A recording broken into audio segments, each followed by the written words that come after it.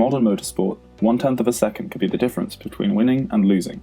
The development of advanced aerodynamic devices can greatly improve a car's performance, and it is the aim of this project to optimise a stock VW Lamando GTS car for use in the Chinese Touring Car Championship. With the aim of beating the simulated lap time set by last year's project, new components were designed and fitted to the car to maximise downforce for the Shanghai International Circuit. Additionally, a quarter-scale model was built to validate these findings through testing in the University 7x5 wind tunnel. Computational fluid dynamics was used to analyse changes made to the car. The unique polyhexacore meshing scheme offered by ANSYS Fluent was used, promising greater accuracy and faster solving. Scripts were compiled that combined over 400 operations to rapidly produce surface and volume meshes before being solved on the Iridis supercomputer cluster.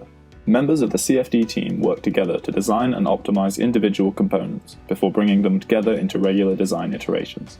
This iterative procedure meant that new components were tested on a continually updated model. Advanced optimization techniques such as surrogate modeling and the ANSYS adjoint solver were used to gain further insight into the refinement of our designs. Starting at the front, the splitter, ramps, air curtains, and front wheel arch cutouts were implemented. Moving downstream, side skirts and rear wheel arch extensions, complete with end plates, were added. A diffuser completes the underside of the car. Moving upwards, an optimized rear wing utilizing a Selig 1223 aerofoil profile, fitted with a gurney flap and end plates, completes the aerodynamic package. These additions, along with an increased rake angle, reduced the lap time by 4.67 seconds, beating last year's design proposal by 2.18 seconds. In-house post-processing tools were developed to analyze the changes made in CFD. The complete flow field was visualized using sweep animations, allowing for the further understanding of how new components affected the car's performance. The effects of the side skirts and rear wing are the most prominent.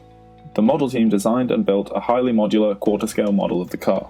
The main body, front, and rear bumpers were manufactured out of high-density modelling foam, all sitting upon a rigid steel frame. Pressure taps were added to understand the flow's behaviour over the centre line of the car. All of the aerodynamic components designed and manufactured by the CFD team were easily interchangeable, thanks to the use of magnets and tight-fitting retaining pins. This minimised downtime between wind tunnel experiments, allowing for more configurations to be tested. A total of 5 days, split across 2 sessions, was spent testing in the wind tunnel. Measurements of lift and drag were recorded at wind speeds of 10, 20, and 30 meters per second, making use of the tunnel's rolling road feature. Additionally, methods of flow visualization were used to observe the flow around the car.